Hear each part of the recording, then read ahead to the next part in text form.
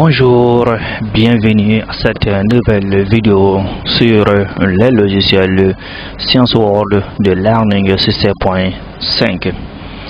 Alors, comme nous avons déjà vu les isométries, à savoir les différentes transformations du plan qui transforment des points en des images, telles que nous les avons déjà citées, la translation, les symétries, la rotation. Aujourd'hui, l'activité d'aujourd'hui est telle que nous avons abaissé un triangle équilatéral. On demande de trouver l'isométrie I telle que I transforme A en B, I transforme B en C et I transforme C en A. Trouver cette isométrie du plan dans un triangle équilatéral. On va essayer de faire ça avec le logiciel ScienceWorld et vous montrer la capacité logicielle et également comment facilement, bien sûr, montrer, sinon matérialiser ces isométries avec ce logiciel. Je vais faire mon triangle d'abord. Je vais d'abord commencer par faire mon triangle équilatéral ABC. Pour cela, je choisis bien sûr un premier côté. Je dessine le premier côté. Voilà, ces côtés. Je sélectionne bien sûr le point, un point d'origine. La touche Shift étant appuyée, je sélectionne le second point de ce premier côté. Alors si vous regardez en bas, bien sûr, vous avez les différents outils du logiciel qui s'affichent. Ici, je vais appuyer sur la rotation. Pourquoi la rotation? Parce que nous savons qu'un triangle équilatéral, c'est tout simplement un triangle dont les trois angles mesurent 60, 60, 60 degrés. Donc je vais faire une rotation ici et demander au logiciel de me donner 60 degrés. J'appuie 60 degrés ici. Ensuite, j'appuie sur OK. Automatiquement, il me construit un point à un angle de 60 degrés. Et avec ce point, je peux joindre les deux autres points et constituer mon triangle équilatéral.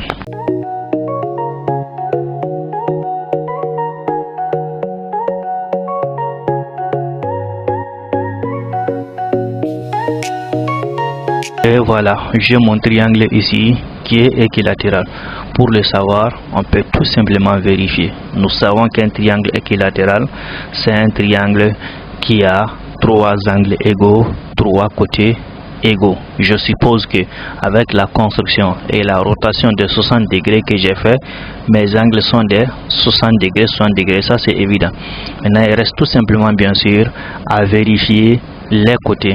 Est-ce que les côtés ont la même mesure? Pour cela, c'est simple avec le logiciel ScienceWorld. Il suffit de sélectionner deux points.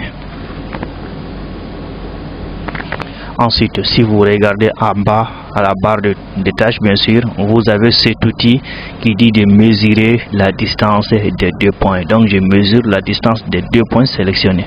J'ai une première distance ici qui est 61,52 mm. Je fais de même pour les deux autres côtés. Je sélectionne et je mesure la distance 61,52. Je fais de même pour le troisième côté. Et voilà, là le logiciel vient de nous dire que de A à B ça fait 61,52 mm, de A à C ça fait 61,52 mm, de B à C ça fait également 61,52 mm. Cela prouve que mon triangle est bel et bien équilatéral. Donc le premier point est déjà acquis, qui était de construire le triangle équilatéral. Alors, ce qu'on va faire maintenant, je vais essayer de tracer bien, de placer le point, le centre de gravité de ce triangle. Comme nous savons que dans un triangle équilatéral, tous les points remarquables sont identiques. C'est-à-dire que la médiane va être forcément la médiatrice qui va également être la bisectrice. Pour trouver le centre de gravité il suffit de tracer bien sûr les médianes. Il suffit de tracer les médianes des trois côtés et leur point de rencontre va nous donner forcément bien sûr le centre de gravité de notre triangle. Voilà ce qu'on va faire. Je me mets au point A ici et je sélectionne le côté opposé du sommet A. Voilà, là je peux tracer bien sûr la droite passant par A qui est perpendiculaire bien sûr à ses côtés BC. Étant donné que c'est un triangle équilatéral, ça va passer par le milieu des BC. Étant donné que c'est perpendiculaire, donc c'est aussi une médiatrice. Donc c'est comme je l'ai dit, avec cet outil, tracer la perpendiculaire ici d'un point. J'ai j'ai ici la médiane et la médiatrice de ce côté. Je fais de même pour les deux autres côtés. Choisir un sommet et sélectionner les côtés opposés de ce sommet. Ensuite, avec l'outil tracer la perpendiculaire, je trace la perpendiculaire. Je fais de même pour le dernier côté. Je choisis le sommet et les côtés opposés à ce sommet. Avec l'outil tracer la perpendiculaire, je trace et voilà bien sûr que mes trois médianes, mes trois médiatrices se rencontrent à ce point. Du coup, je sélectionne deux médiatrices, voilà. Et avec l'outil intersection, je choisis bien sûr l'intersection qui est là, que je peux appeler un point G. Je peux l'appeler point G par exemple.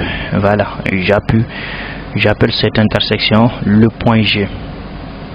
Voilà, j'ai mon triangle qui a été divisé. Si vous remarquez bien ici, j'ai un triangle que je peux sélectionner de A, G et ce point est un triangle que je peux colorier ici.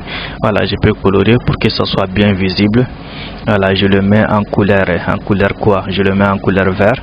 Voilà, pour que ça soit bien visible. Ce triangle est semblable à ce triangle. Voilà, si vous regardez bien, ce triangle est semblable à ce triangle que je colore également pour que ça soit bien visible. Et cette fois-ci, je le mets en quoi? Je vais le mettre en jaune. Voilà, je le mets en jaune. Vous voyez que ces deux triangles sont semblables. Ces deux triangles sont semblables. Comme je l'ai dit, mon triangle étant un triangle équilatéral, cette droite-là, en plus d'être la médiane, c'est aussi la médiatrice et c'est la bisectrice. C'est la bisectrice à cet angle A ici. Ce triangle qui passe par G, B et ce sommet que je colorie également pour que on puisse bien l'identifier. Et cette fois-ci, je le mets en quoi? En rouge peut-être. Voilà, pourquoi pas en rouge. Voilà, je le mets en rouge.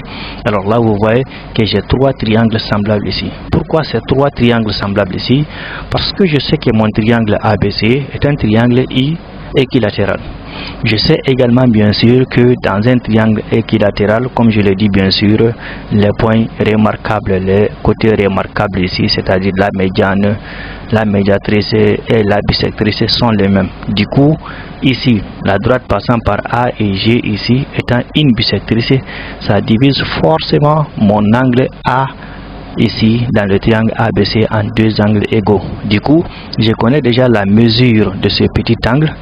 Je connais la mesure de l'autre angle effectivement parce que celui-là est déjà un angle droit. Donc, étant donné bien sûr que ça là, ça divise ces deux-là, cet angle en deux angles égaux, donc mon triangle étant équilatéral d'angle 60 degrés, du coup j'aurai bien sûr ce petit angle A ici, dans ce triangle AG à ce point-là qui vaut 30 degrés. Du coup, celui-là est déjà connu parce que ça fait 60 et l'autre est égal à 90 degrés. C'est un angle droit.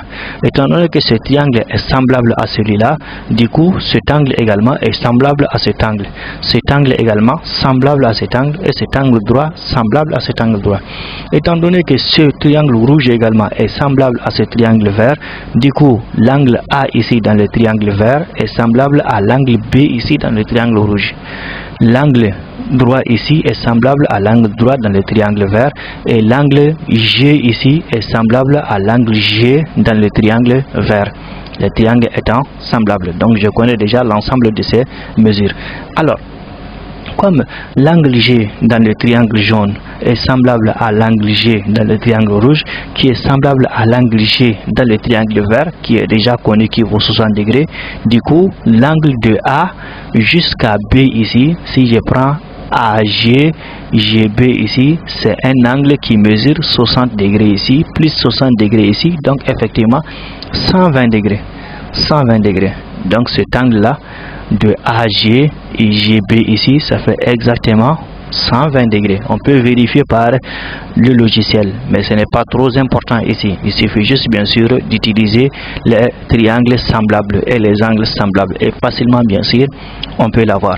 Alors, étant donné que cet angle est connu, il suffit juste de faire une rotation du point A. Il suffit juste de roter le point A ici autour du point du centre de gravité G ici, et voir est-ce que ça va me donner le point B.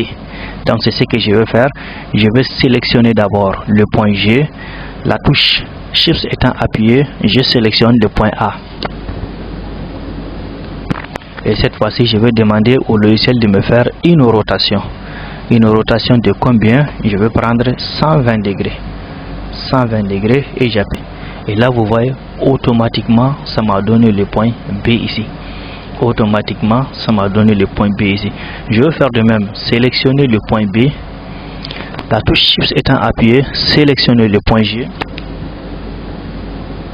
et demander au logiciel de me faire une rotation d'angle 120 degrés, et j'appuie sur OK. Vous voyez, automatiquement ça a donné le point C ici. Toujours, je sélectionne le point C, la touche Shift étant appuyée, je sélectionne le point G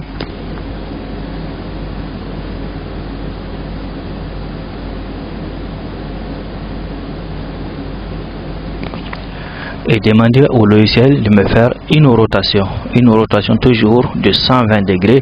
Vous voyez, automatiquement je reviens au point A.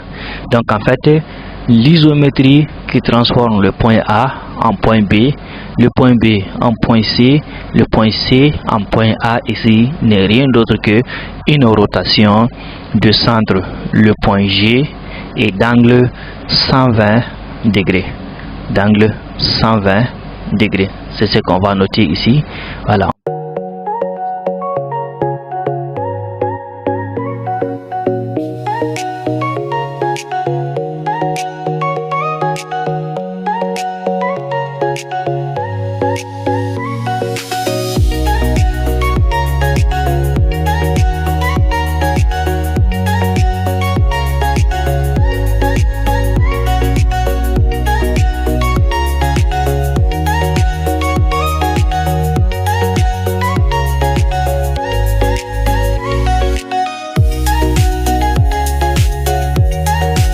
Géométrie I est une rotation de centre G et d'angle 120 degrés. Simple et pratique avec les logiciels Science World de Learning 6.5. Merci et à la prochaine pour une autre vidéo de Learning 6.5. Comme je le dis, si ça vous a plu, partagez, partagez, partagez, partagez et à la prochaine.